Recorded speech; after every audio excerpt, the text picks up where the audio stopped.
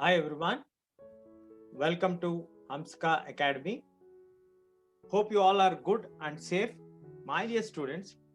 So today we'll be learning about the continuation of rise of nationalism in Europe. As I suggest you, please get your textbook, a highlighter, and keep it ready. As you go through the topic, you can underline the key points, and as the topics are done, I am also giving you the notes points which you have to make a note, and compulsorily you have to know from that particular subtopic. So please have your textbook, highlighter, pen, if possible have notebook also.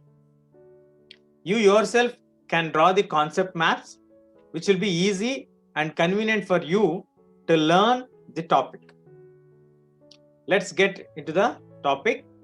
So in the previous video, part 1 of Rise of Nationalism in Europe, we discussed the introduction of the chapter. Then we discussed how the lesson begins with the painting of Frederick Soreau.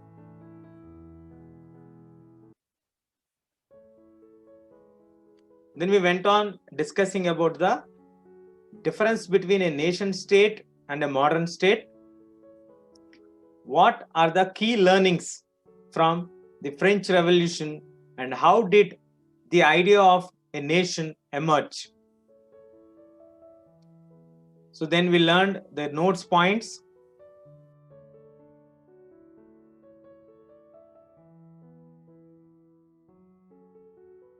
Now, today we are going to learn about the Napoleonic Code.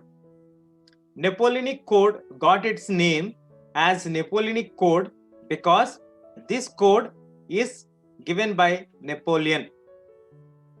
This code is given by Napoleon. This code is also known as Civil Code of 1804.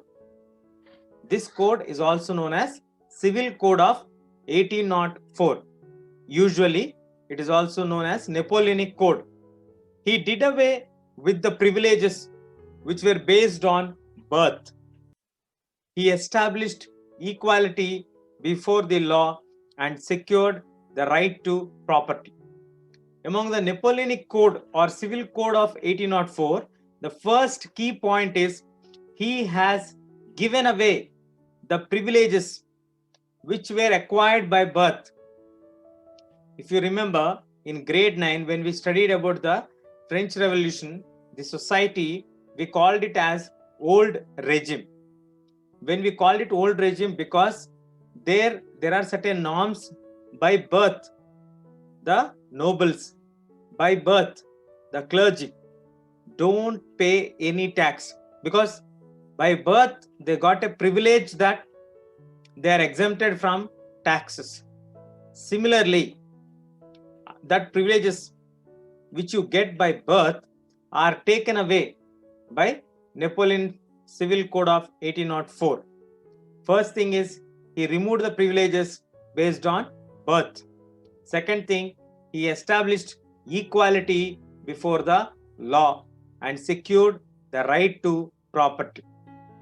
So, three important points we need to remember here.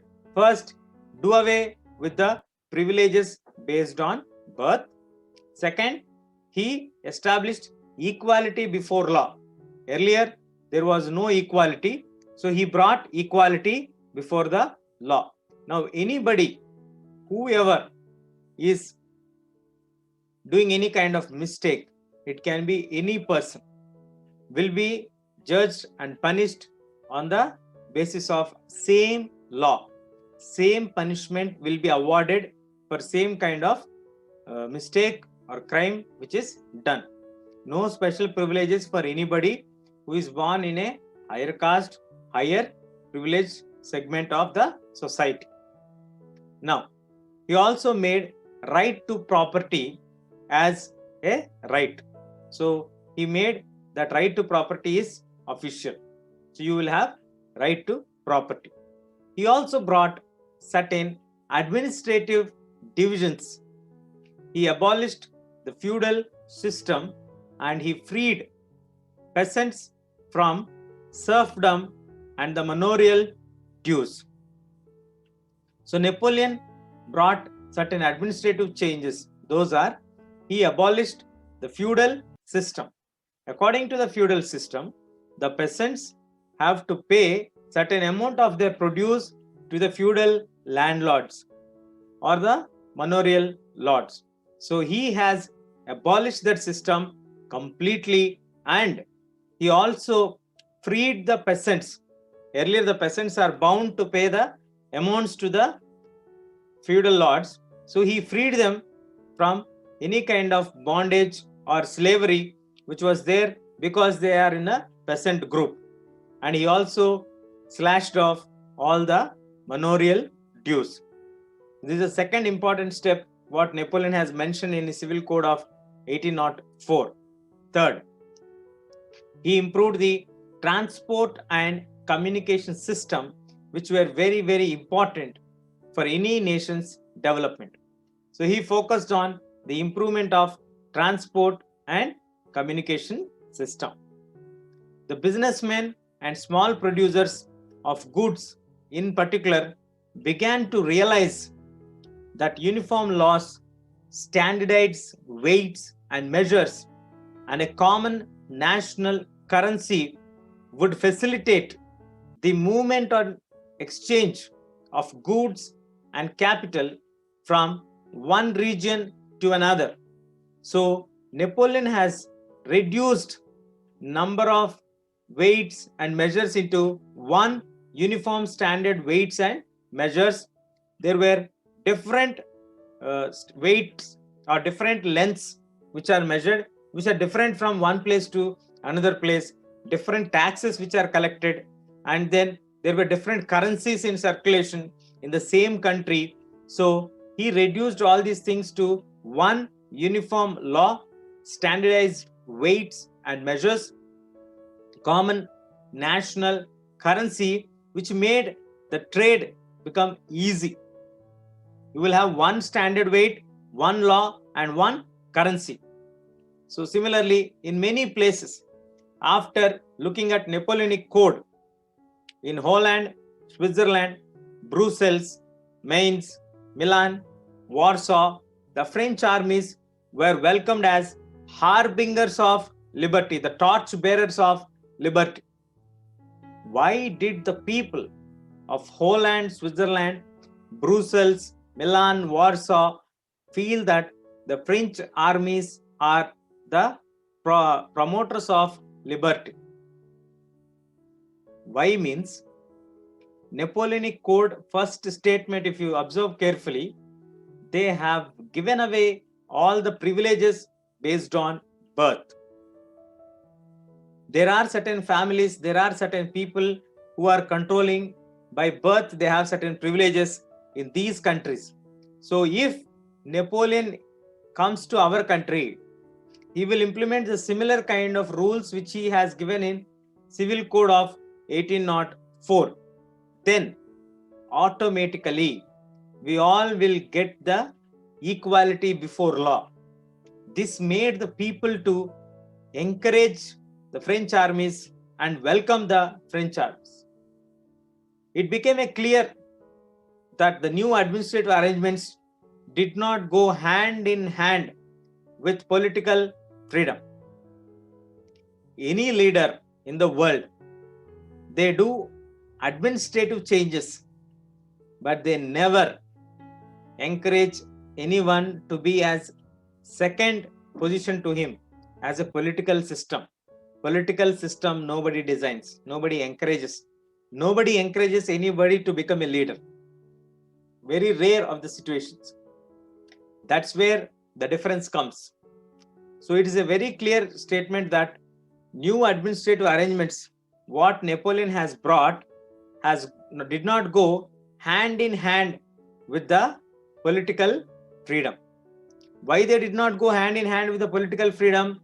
Because he has brought administrative changes, but politically he did not bring any kind of changes. So he increased taxation, censorship, forced conscription into the French armies required to conquer the rest of the Europe all seem to outweigh the advantages of administrative changes. So whatever Napoleon tried to do through his civil code of 1804, people welcomed it. People welcomed it in Holland, Switzerland, Brussels, Milan, Warsaw, but he did not do parallel arrangement of leadership, political leadership, and he increased the taxes. He brought control over the press. He forcefully made people to join into the French armies. That's called forced conscription. So this made the French armies to get bad name. Why bad name? Because they initially were welcomed as the torchbearers or the harbingers of liberty, but now there is no liberty. No one is talking about liberty. No one is talking about that. They came here, they started to increase the taxes. Now you cannot talk against that. Similarly, they started to force people to join into the French armies. So people started to think, what is this that is happening to us? So whatever good changes that Napoleon has brought through his civil code of 1804 could not stand for a long time because of the steps taken by the French armies. Increasing of the taxes, censorship, and forced conscription. So these are the things which have outweighed the advantages of administrative changes which are brought by Napoleonic Code or Civil Code of 1804.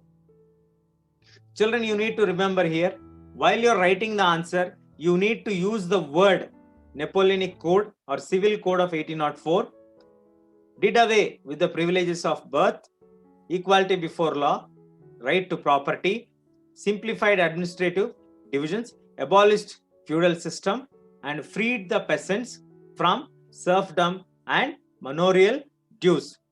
Transport and communications were developed.